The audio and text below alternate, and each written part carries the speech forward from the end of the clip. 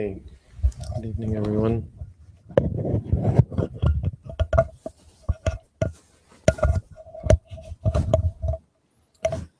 Broadcasting live, February 13th.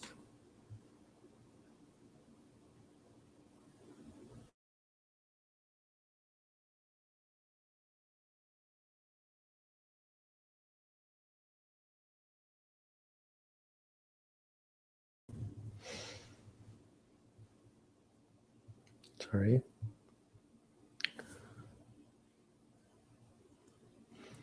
Okay, so I'm going to post this Hangout. Actually, let's not. We'll post it later. But joining the Hangout, the idea was for people who, if you have questions, you can join the Hangout and ask it. I got someone sent me a note saying, complaining about somehow being dismissive of Larry, I think, last night. So I apologize if that was the case, but probably was in some way the case, because I was kind of hoping to encourage not like a panel like we had set up in the past, but just people asking questions. So if you don't have a question, the idea is come on the Hangout for a question. If you don't have a question, just listen at home.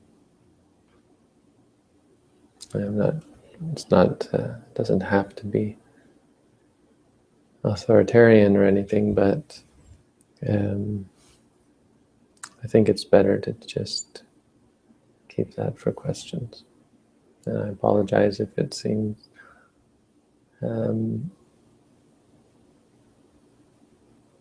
somewhat cold or harsh or whatever.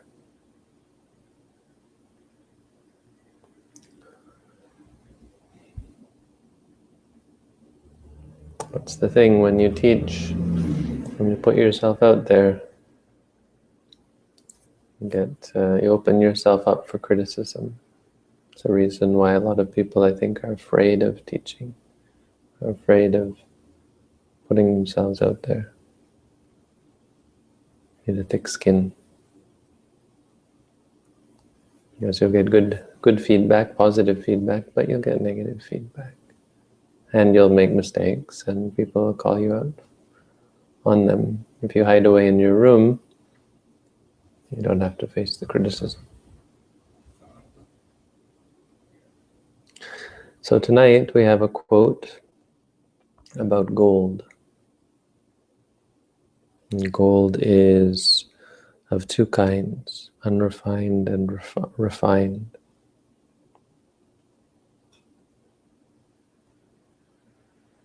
So we come into the meditation unrefined, like unrefined gold, with all sorts of defilements.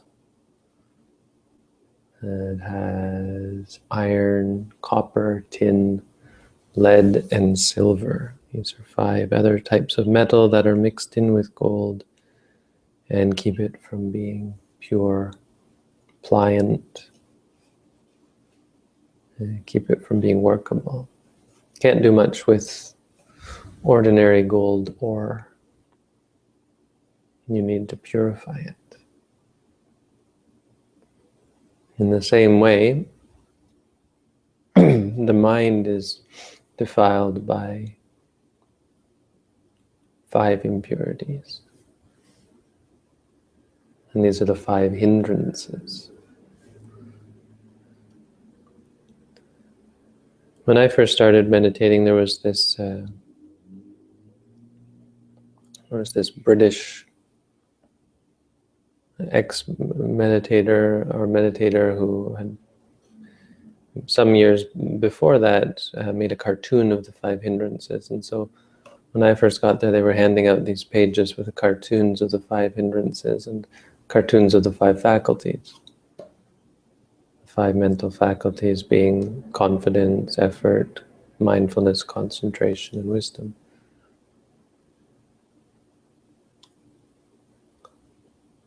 And they're quite useful cartoons. Quite useful to have those and have a visual reminder of them. I don't know if they still give them out, or if they still even have them. When I was working there, we used to photocopy them. The 5 hindrances are the first set of dhammas that we have to look at in the meditation practice. So this is under that catch-all category of dhammas, which never had a successful explanation of how to translate Dhamma in that context. It seems like it means more than one thing. Something that you couldn't really translate, you just have to understand it as a category of things.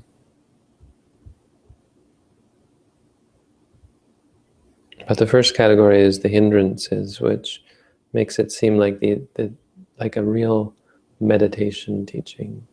The Dhammas in the Satipatthana Sutta refer to those things that you have to understand or you have to know about, or that you encounter on your progress, on your path. So as you're mindful of reality, the objective reality, so this is the body and the mind, ordinary reality that's not caught up in goodness or evil or so on, not ethically charged. You're going to react. You're going to, when you experience through the senses, you're going to react, see things, hear things. When you think things, you're going to react to your thoughts. When you experience physical sensations of pleasure and pain, you're going to react. And this is the 5 hindrances. So as you're practicing, the 5 hindrances will come up mainly as in reaction to experiences. They're hindrances because they get in the way of your progress. You like certain things, dislike certain things. But I've gotten used to using simplified versions of these. The 5 hindrances, the technical names of them are kama chanda, meaning sense desire. So he's got them here. Sense desire, ill will. Then you have sloth and torpor. Sloth and torpor are 2 words that we just don't use anymore, so it's a shame that we're still using sloth and torpor. Laziness, it's because there's 2 words. Basically laziness, inertia, the muddled unwieldiness of the mind. And then restlessness and worry, that's a good definition. Restlessness and worry are put together, but they're actually 2 different things. Restlessness is when the mind is not focused, when you're thinking lots of different things, and worry is a little bit different. Worry is a sort of a fear or anxiety, concern about, the technical descriptions are concern about things that you've done in the past, bad deeds that you've done, worried about consequences, that kind of thing. And vichikicha, which means doubt. The 5 hindrances are one of the first things that we teach meditators. They're always going to be important. They're what you focus on, or they're a big part of your focus. And they always have to be in your mind from beginning to end of the course. If you don't understand the 5 hindrances, if you don't get them, they'll destroy you in the practice.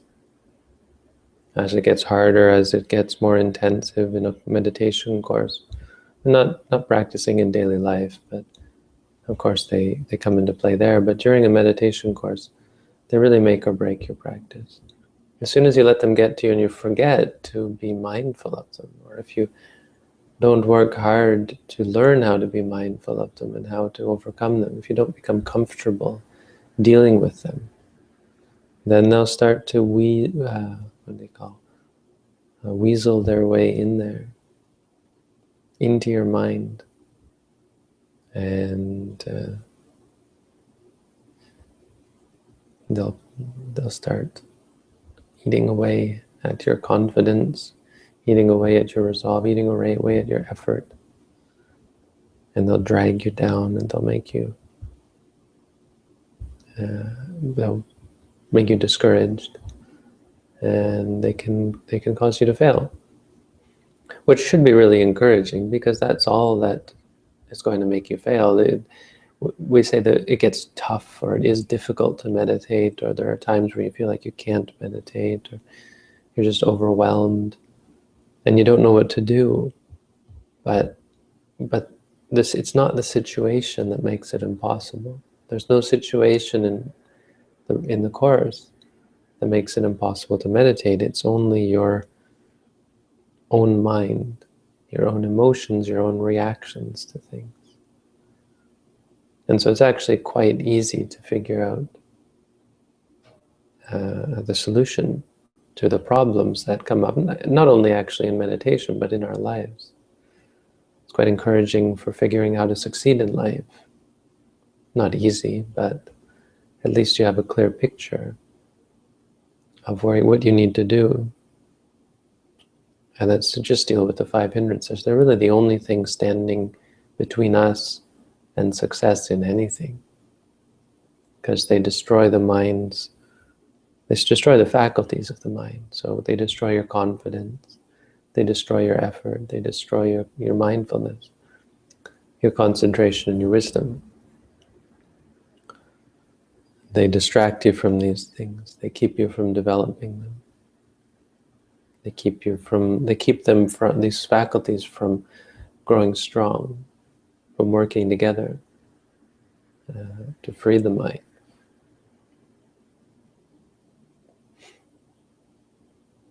So for that reason, these are very important dhammas. Meditation, in our tradition, we simplify them: liking, disliking, drowsiness, distraction, doubt. I'm the one who came up with those words. I don't know that anyone else is using those. Why I use them is because it's liking and then 4 Ds. Liking, disliking, drowsiness, distraction, doubt. It's easy to say, it's easy to remember. But it's very similar to how Ajahn Tong, my teacher, teaches them in Thai. ชอบหนอไม่ชอบหนอง่วงฟุ้งสงสัยชอบไม่ชอบง่วงฟุ้งสงสัย So you see, he gives them very simple words. Even you don't know what those mean, you can hear that they're very easy to say. ชอบไม่ชอบไม่ means no ชอบ means like. ชอบไม่ชอบง่วงis just tired or drowsy. ฟุ้ง means ฟุ้งซ่าน is distracted or flustered. And สงสัย is doubt. We need these simple words because we're on the front lines. We need to be able to use these as weapon, or we need to have a weapon to combat these. So it's like knowing your enemy. You have to know a way of getting to them. If you have these words like sensual desire, ill will, and so on, sloth and laziness, that doesn't really work, practically speaking. So it's important that we memorize these. When people come to practice in Chomtong, Ajahn Tong will remind them of these. It starts with the 4 foundations of mindfulness. You have to memorize the 4 satipatthana: kaya, vedana, citta, dhamma.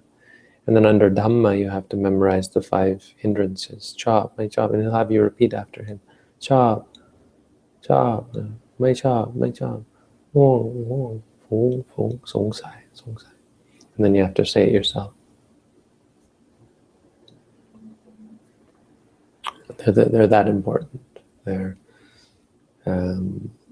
as you can see, the Buddha says, when you give up these 5 defilements, the 5 debasements, these 5 defilements,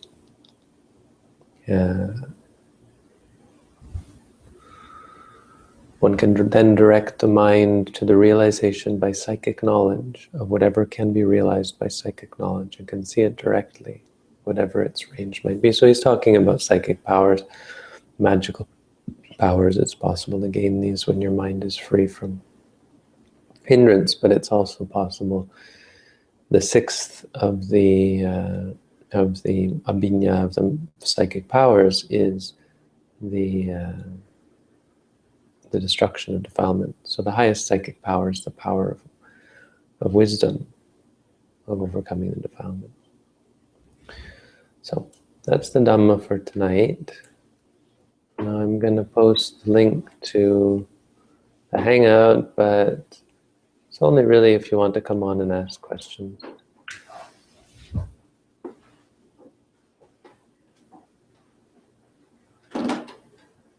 So if you have a question, come on the Hangout. Don't be shy.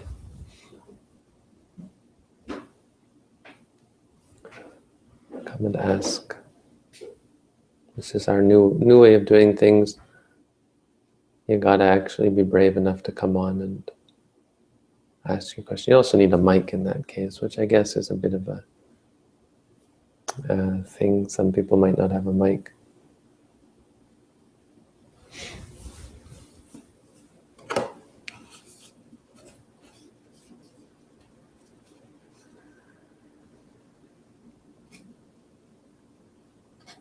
Huh.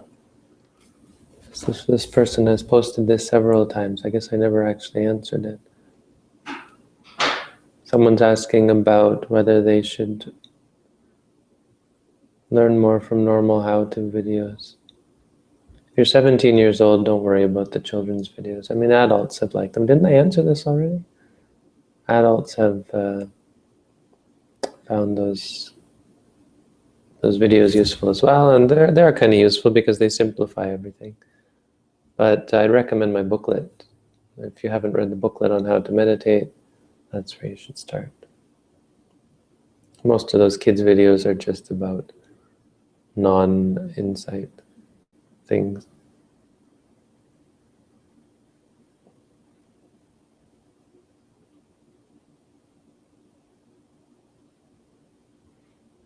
So no questions?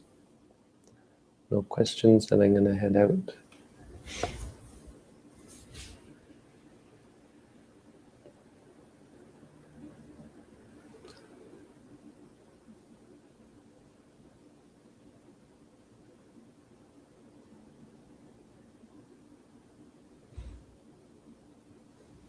All right. Have a good night, everyone. See you all tomorrow.